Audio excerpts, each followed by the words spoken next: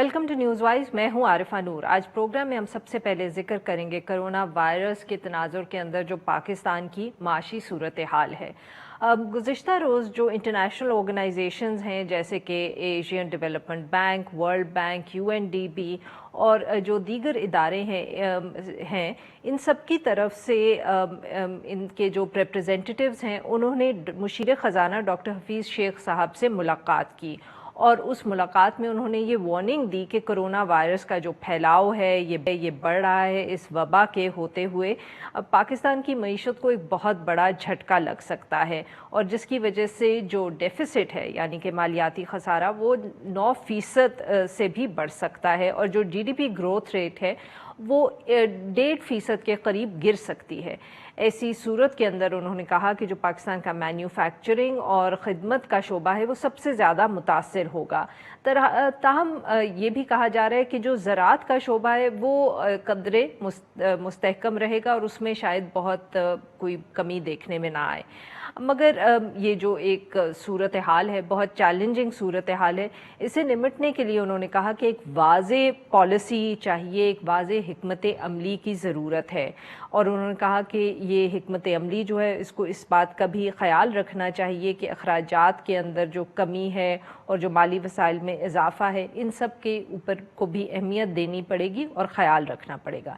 इसके साथ साथ इन नुमाइंदों ने ख़बरदार किया कि अगर पाकिस्तान के अंदर लॉकडाउन को बहुत जल्दी खोला गया तो इसके नतीजे में कोरोना वायरस जो है वो फैल सकता है, जो पेशेंट्स हैं उनका नंबर जो है वो बहुत बढ़ जाएगा और पाकिस्तान का जो हेल्थ केयर सिस्टम है वो इसको शायद बर्दाश्त ना कर पाए और उसके बाद एक रीसेट और रीबूट की ज़रूरत भी पड़ सकती है। इस हवाले से गुफ्तगू करने के लिए हमारे साथ मौजूद हैं आबिद सुलेरी साहब। ये माहिर मुआशियात हैं और सरबराह है SDPI के। हम इनसे बात करेंगे but after a short break. Stay with us.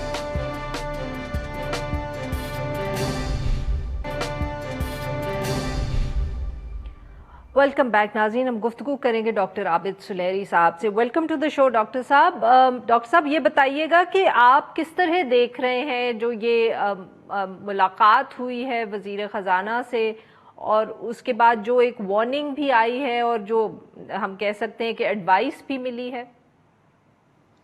देखिए इस वक्त चूँकि पूरी दुनिया के लिए एक ग्लोबल रिसेशन की वार्निंग है और पाकिस्तान जो है वो ज़ाहिर है पूरी दुनिया से कट के नहीं रह सकता। अगर पाकिस्तान के तमाम जो ट्रेडिंग पार्टनर्स हैं और डेवलपमेंट पार्टनर्स वहाँ पे कसाद बाजारी होगी तो पाकिस्तान में भी यकीनी तौर पे उसका सामना करना पड़ेगा। सिर्फ फ़र्क ये है कि बहुत से ऐसे ममालिक थे जिनकी मैक्रो इकनॉमिक फंडामेंटल्स और माइक्रो फंडामेंटल्स पहले से बेहतर थी। उनके यहाँ सोशल प्रोटेक्शन सिस्टम बहुत मजबूत थे, उनके यहाँ हेल्थ सिस्टम जो थे पब्लिक हेल्थ सिस्टम वो काफ़ी मजबूत थे और उनकी इकोनॉमी में ये रेजिलियंस थी कि वो थोड़ा सा झटका जो है उसको बर्दाश्त कर सकें। पाकिस्तान जैसे मुल्कों के लिए बदकिस्मती से ये एक दोहरा वार है, क्योंकि एक तो ऑलरेडी हम एक डेट ट्रैप में फंसे थे, हम अपनी मैक्रो इकनॉमिक फाउंडेशन जो है उसको दुरुस्त करने की कोशिश कर रहे थे और दूसरा ये है कि हमारे यहाँ सोशल सेक्टर जो है वो भी निगलेक्टेड था। खा वो उसको पब्लिक सेफ्टी नेट्स की, सोशल सेफ्टी नेट्स की बात करें या हेल्थ सिस्टम की बात करें तो दोनों तरह से पाकिस्तान जो है वो झगड़ा गया। और इसमें जब अगर हम देखते हैं तो कल के जो 24 घंटे थे वो डेडलीस्ट हैं अभी तक के पाकिस्तान के कोविड-19 के सिलसिले में। सबसे ज़्यादा अमवात हुई और सबसे ज़्यादा केसेस रजिस्टर्ड हुए और ये कहा जा रहा है कि ये अभी सिर्फ आगाज़ है इस पीक का। तो यकीनी तौर पे इस पे अगर आप लॉकडाउन को रिलैक्स करते हैं तो भी फंसते हैं और अगर स्ट्रिक्ट लॉकडाउन की तरफ जाते हैं तो यकीनी तौर पे लोगों में एक सोशल अनरेस्ट जो है वो आना शुरू हो जाएगा, क्योंकि स्पेशली जो छोटे दुकानदार और छोटे ताजर हजरात हैं जैसा कि हम सिंध में देख रहे हैं, बाकी शहरों में देख रहे हैं, वो इस बात पे मुसिर हैं, अपनी जानों को दाव पे लगा के वो अपने कारोबार खोलना चाह रहे हैं और वो चाह रहे हैं कि उनकी जो दुकानों का किराया जो है वो उनको अदा करना है, मुलाजमीन की तनख्वाहें देनी है, अपने घर का खर्चा चलाना है। तो ये एक काफ़ी कैच 22 सिचुएशन है। एग्रीकल्चर के बारे में उन्होंने कहा कि शायद एग्रीकल्चर थोड़ा सा बेहतर है, वो यकीनी तौर पे प्रोडक्शन जो है वो बेहतर है, लेकिन अब जो असल इशू आएगा वो एग्रीकल्चर की जो फूड सप्लाई चेन है उसको इंटैक्ट रखना है। ऑलरेडी जो सिंध में मैंगो ग्रोअर्स हैं वो इस वक्त चीख रहे हैं कि तकरीबन 100 अरब रुपए की जो आम की फसल है اس کو کوئی ہارویسٹ کرنے والا یا اس کی ٹرانسپورٹ جو ہے وہ پاسبل نہیں ہے, ان کا نقصان ہو رہا ہے.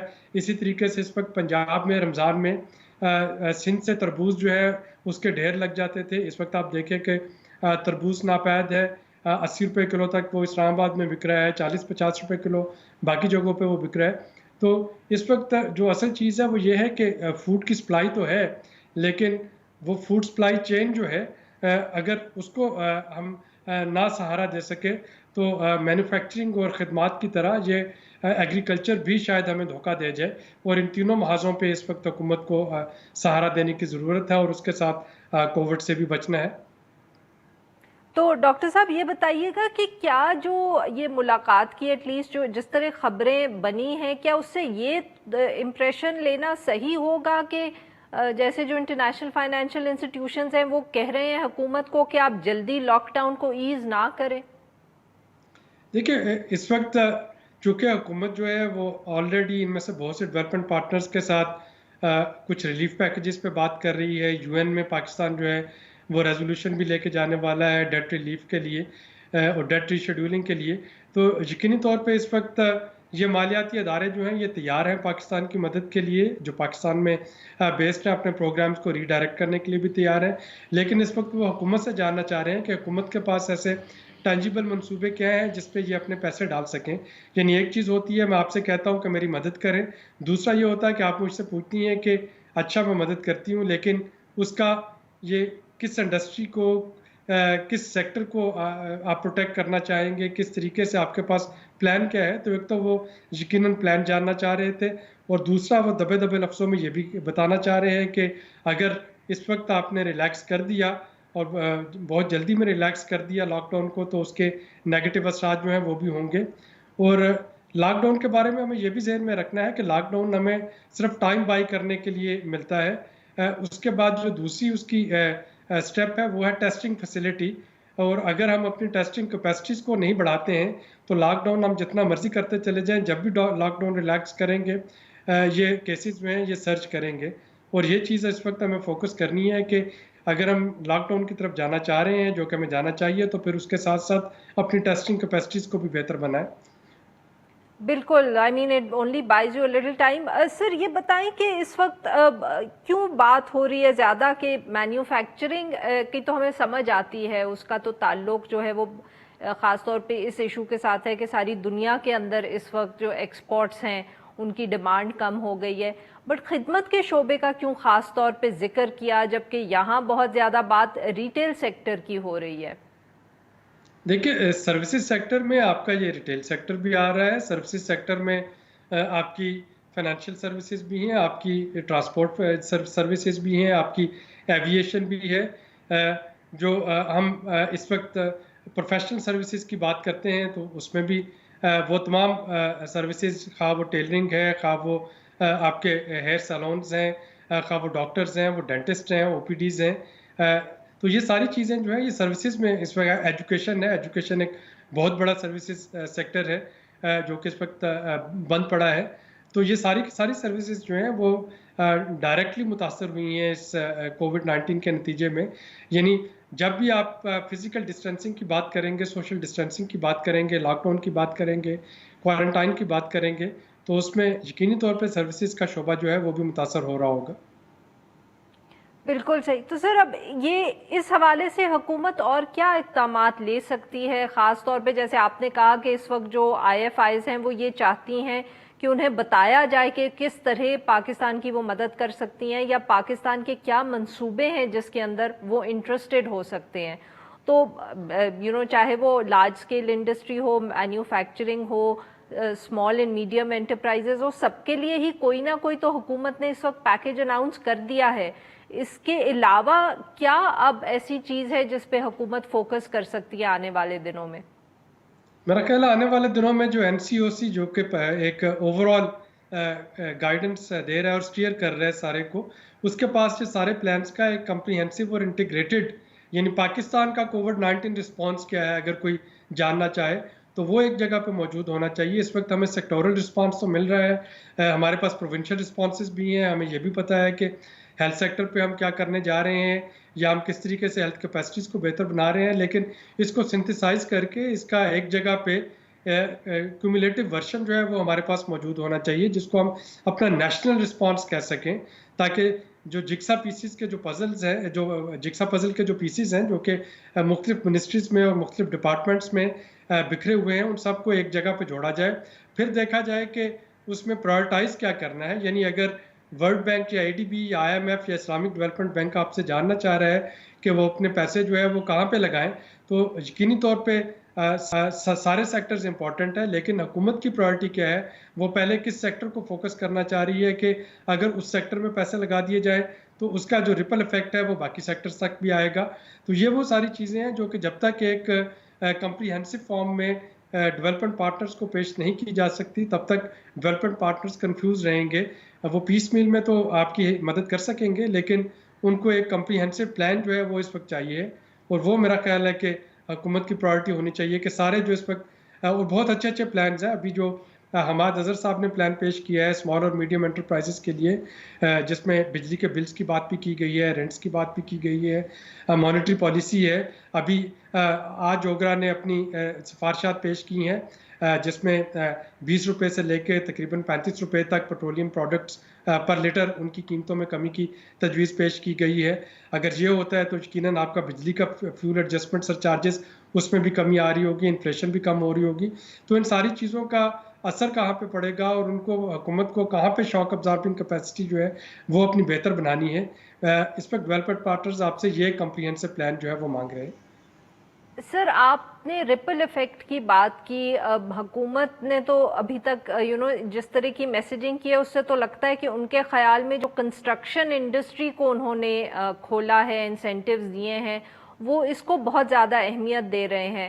مگر ایکسپرٹس شاید اس وقت مطلب ایون دو بہت تعریف کی گئی ہے اس پیکیج کی، مگر کیونکہ اکانومی کی اس وقت صورتحال ایسی ہے کہ ہر کوئی یہ نہیں سمجھتا کہ شاید اس کنسٹرکشن کو کھولنے سے وہ ٹرکل ڈاؤن افیکٹ ہوگا جس کی حکومت امید کر رہی ہے. Would you agree with that? دیکھیں، تھیوریٹیکلی سپیکنگ جب آپ WHO کی گائیڈ لائنز پہ جاتے ہیں یا باقی عالمی اداروں کی، تو کنسٹرکشن کو یقینی طور پہ ایک نسبتاً سیف سیکٹر کہا جا رہا ہے، جس میں کہ سوشل ڈسٹینسنگ رکھی جا سکتی ہے یا جہاں پہ SOPs پہ عمل درآمد کیا جا سکتا ہے. لیکن شاید پاکستان کی گراؤنڈ ریالٹیز جو ہیں وہ تھوڑی سی مختلف ہیں. کنسٹرکشن ہم امریکہ یا یورپ میں نہیں کر رہے، ہمیں پاکستان میں کنسٹرکشن کرنی ہے، جس میں جو آپ کے انفارمل ٹرانزیٹری جو سیکٹرز ہیں وہ بھی انوالو ہیں. اس میں جو SOPs ہے اس پہ پوری طرح سے اس طریقے سے عمل درآمد نہیں کروایا جا سکتا جیسے کہ بیرونی دنیا میں ہوتا ہے. ہمارے ہاں تو کبھی اسکیفولڈنگ کا جو ہے کانسیپٹ وہ بھی ہم انٹروڈیوس نہیں کروا سکے کہ اگر کہیں پہ کنسٹرکشن ہو تو جیسے باہر کے ممالک میں ہوتا ہے، اس کو ارد گرد کو ہرا کپڑا لگا کے بند کر دیا جاتا ہے کور کر دیتے ہیں، پٹی نہ اڑے. تو وہ سارے SOPs لیکن اس وقت اصل ایشو یہ ہے کہ آپ کسی بھی سیکٹر کو کھولنا چاہیں اس میں SOP امپلیمنٹ کروانا جو ہے وہ سب سے مشکل کام ہے. حکومت بہت اچھے SOPs جو ہے وہ بنا رہی ہے، اور یقینی طور پہ اگر ان پہ عمل کیا جائے تو وہ بڑے سیف ہوں گے. لیکن گراؤنڈ ریالٹیز پہ آن گراؤنڈ ان کو عمل درآمد کس نے کروانا اور کیسے کروانا ہے، یہ ایک بہت بڑا چیلنج ہے. اور جب تک اس چیلنج پہ پورا نہیں اترا جائے گا، ان کا حال انہی ریٹ لسٹ کی طرح ہوگا جو کہ سبزی والے کی دکان پہ تو لٹکی ہوتی ہیں، لیکن وہ اپنی مرضی کا ریٹ آپ کو لگا رہا ہوتا ہے، اور جو کسٹمر ہوتے ہیں وہ اسی کی مرضی کا ریٹ اس کو پے کر رہے ہوتے ہیں. تو اسی طرح سے SOPs جو ہیں فینسی وہ بن تو جائیں گے، لیکن امپلیمنٹ کون کروائے گا، یہ ایک $1 بلین کوسچن ہے، اور یہی ہمارے لیے اس وقت ایک چیلنج. بہت بہت شکریہ ڈاکٹر صاحب، آپ نے ہم سے بات کی. یہاں پہ لیں گے ایک چھوٹا سا بریک، اور جب ہم بریک سے واپس آئیں گے تو ہم بات کریں گے ایک تازہ ترین سروے کی جو ہوا پہلی جو رات تھی رمضان کی، تراویح ہوئی، اور کس طرح مساجد کے اندر جو معاہدہ تھا حکومت کے ساتھ اس کو فالو نہیں کیا گیا. اسٹے ود اس.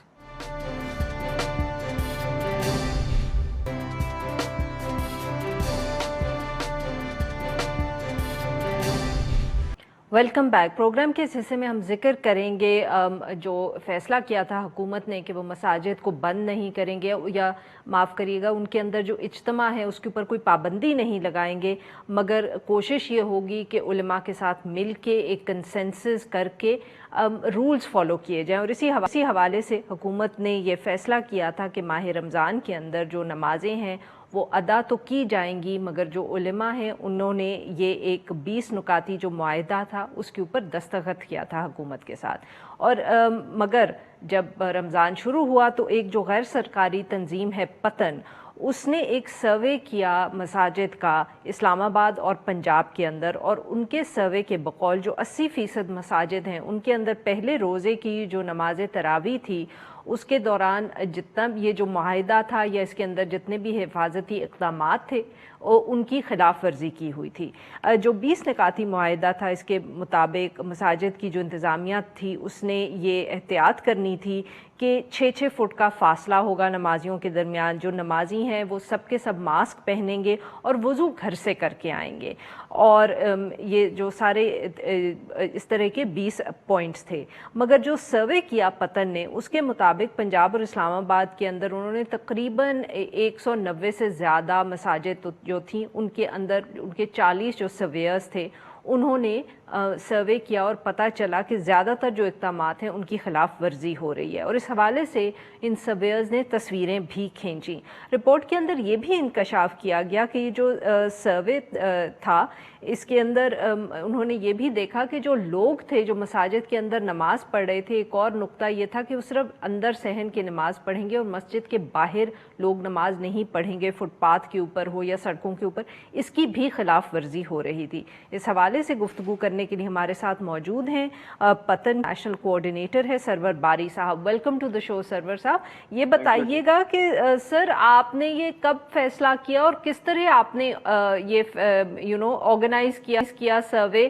کن مساجد کا یا کن بیسس پہ مساجد کا آپ نے انتخاب کیا؟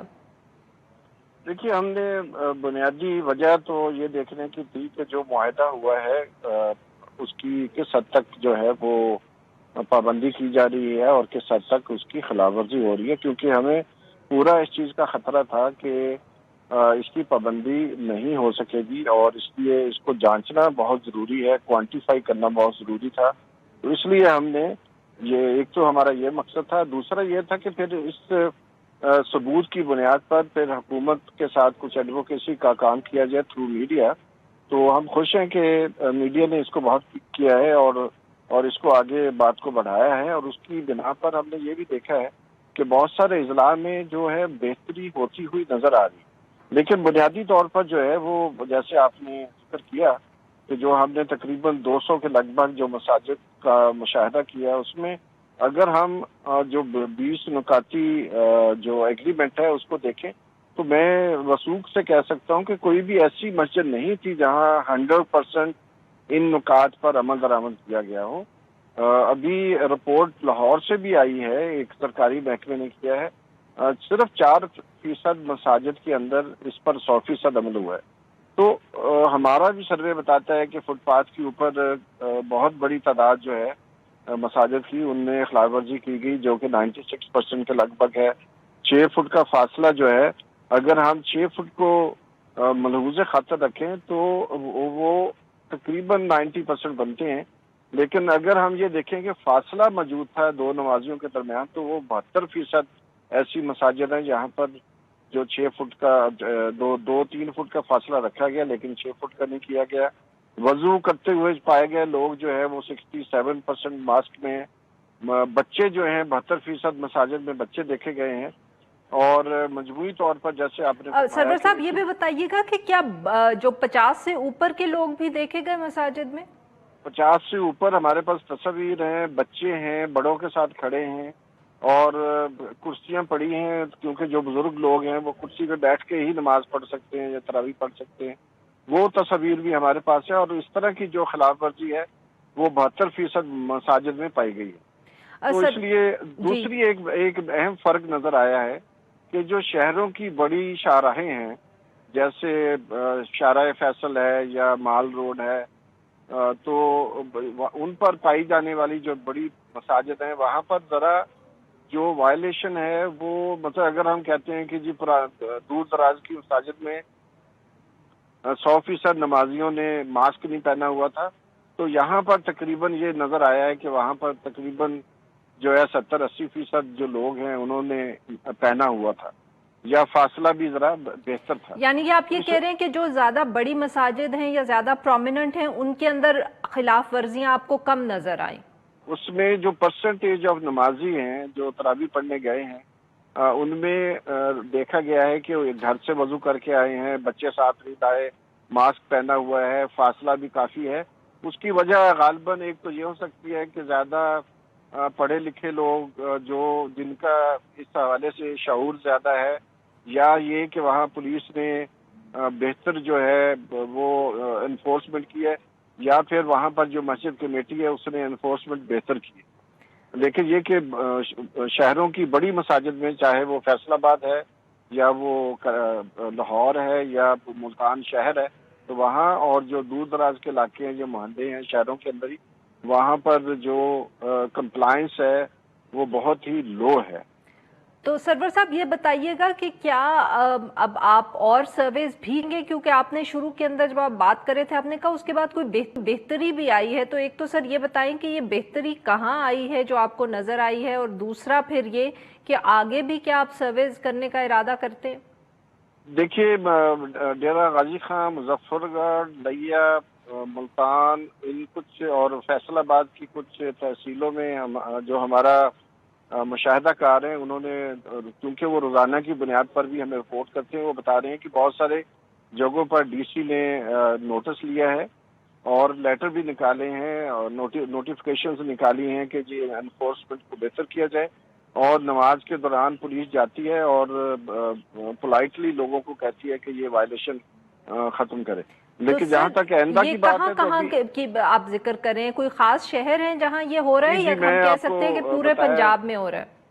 نہیں، ڈی جی خان، مظفر گڑھ، لیا، ملتان اور فیصل آباد کی کچھ تحصیلوں میں ہمارے جو مشاہدہ کار ہیں انہوں نے ہمیں رپورٹ کیا ہے کل اور پرسوں۔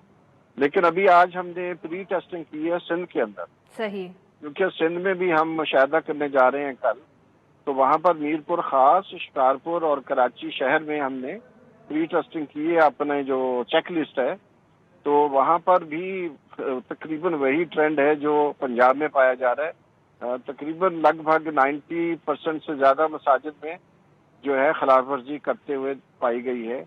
تو کل ہم سندھ کا سروے مکمل کریں گے اور ہوپ فلی ہم اس سے اگلے دن جو ہے وہ رپورٹ جاری کرتے ہیں۔ لیکن ایک جو سب سے زیادہ جو خطرے کی بات ہے اور وہ یہ ہے کہ جنوبی ایشیا میں گو کہ مغربی ممالک کی نسبت جو مجموعی طور پر انفیکشن ریٹ ہے وہ کم ہے، لیکن جنوبی ایشیا کے اندر پاکستان میں انفیکشن ریٹ سب سے زیادہ ہے، یعنی کہ 1 ملین پاپولیشن کے پیچھے 63 لوگ انفیکٹڈ ہیں پاکستان میں، جو کہ انڈیا میں صرف 21 ہیں اور بنگلہ دیش میں صرف 34 ہیں۔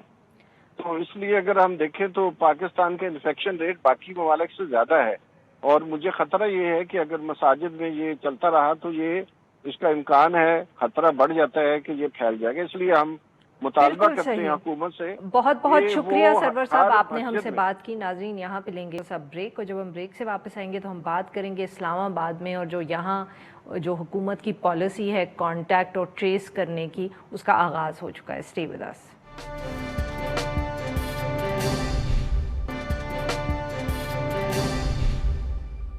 Welcome back. پروگرام کے آخر میں ہم ذکر کریں گے اسلام آباد کا۔ وفاقی دارالحکومت کے اندر جو حکومت کی پالیسی ہے کووڈ-19 کے حوالے سے، ٹریکنگ، ٹریسنگ اینڈ کوارنٹین، وہ جو شروع ہو چکی ہے۔ معاون خصوصی جو صحت کے ہیں ڈاکٹر ظفر مرزا صاحب، انہوں نے ایک میڈیا ٹاک کے اندر کہا کہ یہ اب اسلام آباد میں اس کا پائلٹ پروجیکٹ شروع ہو گیا ہے، اور ابھی تک اس پالیسی کے تحت شہر کے اندر 1500 افراد ایسے ہیں جن کو ٹریس کیا گیا ہے، اور ان کا کرونا ٹیسٹ بھی کیا گیا، اور اس کے بعد جو 37 افراد تھے ان کا ٹیسٹ جو ہے وہ مثبت آیا ہے۔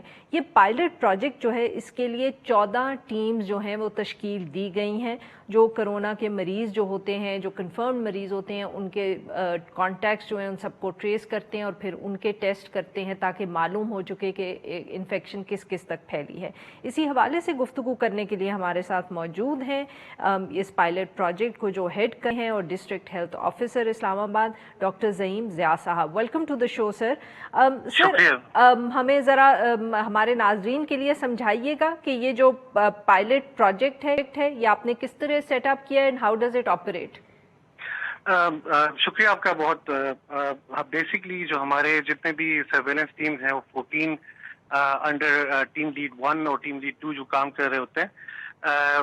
हमारे जो जितने भी टेस्ट रन हो रहे होते हैं इस्लामाबाद के अंदर, चाहे प्राइवेट लैब्स हों या फिर एनआईएच की टीम्स, एनआईएच हो या कोई और इस तरह की लैब है जो टेस्ट कर रहा है कोरोना के ऊपर, डेली शाम को एक लाइन लिस्ट बनती है जिसके अंदर पॉजिटिव केसेस को जो है वो डिसेमिनेट करते हैं to the district health office. और डिस्ट्रिक्ट हेल्थ ऑफिस जो है वो इन तमाम के तमाम जो पॉजिटिव केसेस होते हैं इनको जो हमारी 14 डिफरेंट टीम्स हैं उनको असाइन करते हैं। और असाइन करने के बाद ये 14 टीम्स डोर टू डोर हर किसी को अपना केस असाइन होता है और इस्लामाबाद को डिफरेंट जोन्स में हमने डिवाइड किया हुआ है। So each zone is headed has a team. तो उस जोन में अगर कोई पॉजिटिव आता है तो फिर हम वो केस उनको देते हैं ताकि वो वहां पे जाके उस पेशेंट से मिलने के बाद उनसे इंटरव्यू करते हैं। कोई 30 मिनट का इंटरव्यू होता है जिसके अंदर वो उनसे सवालात करते हैं मुख्तलिफ किस्म की, जिसमें बीमारियों के हवाले से, कहाँ कहाँ गए उस हवाले से, उम्र के हवाले से, आईडी कार्ड, और फिर वो उनसे पूछते हैं कि आप पिछले हफ्ते में किन किन लोगों से मिले हैं, तो ताकि उनको ट्रेस किया जा सके। और जब वो उनके नाम बता देते हैं तो फिर हमारी जो टीम वहां से इंटरव्यू करने के बाद उन जो लोग होते हैं जिनसे मिले होते हैं, क्लोज कॉन्टेक्ट्स होते हैं, उनको कॉन्टेक्ट ट्रेसिंग कहते हैं और ये एक्टिव सर्वेलेंस के उसमें जुमरे में आता है। तो फिर वो ये डॉक्टर साहब, यहाँ if I can just interrupt you here, ये बताइएगा कि जब कॉन्टैक्ट ट्रेसिंग हमें जिसको आप कहते हैं, तो क्या उनसे सिर्फ ये पूछा जाता है कि वो किन रिश्तेदारों को या दोस्त अहबाब को मिले, या यहाँ तक बात की जाती है कि भाई आप किस दुकान पे गए, आपने किसी दुकानदार से डील किया, कि किस डिटेल तक आप उनसे पूछ रहे हैं कि वो लोगों से मिले हैं? बिल्कुल ऐसे होते हैं। वो कॉन्टेक्ट में रिश्तेदार नहीं होते, सिर्फ उसके अंदर मार्केट्स होते हैं। जैसे अभी रिसेंटली हमने 7 में किया, उससे पहले इरफानाबाद में किया था। हमारे बहुत सारे शॉपकीपर्स जो उनके घर के जिनसे सौदा ले रहे थे वो पॉजिटिव आए थे। और ये ऑफिस जिस ऑफिस में काम करते हैं या फिर जिस गाड़ी में उन्होंने सफर किया था, जिस टैक्सी में किया था, या जिस भी इस तरह की ऐप वाली जो टैक्सी सर्विसेज है उनके अंदर ट्रेवल किया तो हम वहां तक ट्रेस करते हैं। बिल्कुल सही। और सर उसके what happens next? I mean आपने एक दफे पहले तो लिस्ट बना ली ना इन सब कॉन्टैक्ट्स की कि वो किस किस से मिले थे, उसके बाद क्या वही टीम जो है वो ट्रेस आउट भी करती है हर कॉन्टैक्ट को, या उसके लिए आपकी कोई दूसरी टीम जो है वो यूज करती है? होता ये है कि जब ये एक टीम असाइन होती है एक केस के ऊपर, तो एक टीम एक केस के ऊपर जितने उसके फर्दर कॉन्टैक्ट्स हैं तो उनको ट्रेस करती है और उनको टेस्ट करती है। करने के बाद अगर फर्ज करें कि कोई इस तरह का बंदा जो उनके जुरिस्डिक्शन में या एरिया में नहीं आता है, तो वो टीम अपनी उस एरिया की टीम को, उस जुरिस्डिक्शन की टीम को कहती है कि ये बंदा यहाँ पर था, ये इस ऑफिस में इस बंदे से मिला है जो कि आपकी जुरिस्डिक्शन में है, तो लिहाजा आप इसको इन्वेस्टिगेट करें। तो फिर ये सिलसिला चलता रहता है। और ट्रैकिंग और ट्रेसिंग के अलावा हमारी जो रैपिड रिस्पॉन्स टीम्स हैं वो भी इसके अंदर अवेलेबल होती है कि हर टीम की जो डॉक्टर होते हैं वो अपने पेशेंट्स के इन टच होते हैं। इनके रात को दिन को कोई भी टाइम कोई बीमारी या कोई अलामात जाहिर हो तो उनको उनके घरों से उठा के हॉस्पिटल ले जाना और उनको वापस घर तक छोड़ना भी इसमें शामिल है। सर ये बताइए, जी फरमाएं। तो ये सर्वेलेंस जो है ना, ये 14 टीम्स एट वन टाइम आपके तमाम इस्लामाबाद के एरियाज में होते हैं।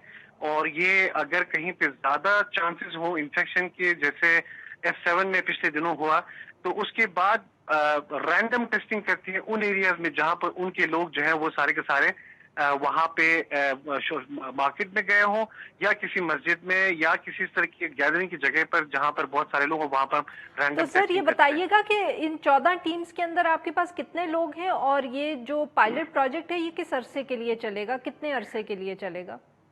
इसमें जो एक टीम की कंपोजिशन है वो एक टीम के अंदर एक डॉक्टर, एक मेडिकल टेक्नीशियन जो सैंपल लेता है, जिसको तमाम पीपीई पहना देते हैं, اور اس کے ساتھ ایک گاڑی ہوتی ہے ان کے ساتھ جو ان کو موو کراتی ہے پورے ایریا میں جہاں جہاں پر انہوں نے جانا ہوتا ہے.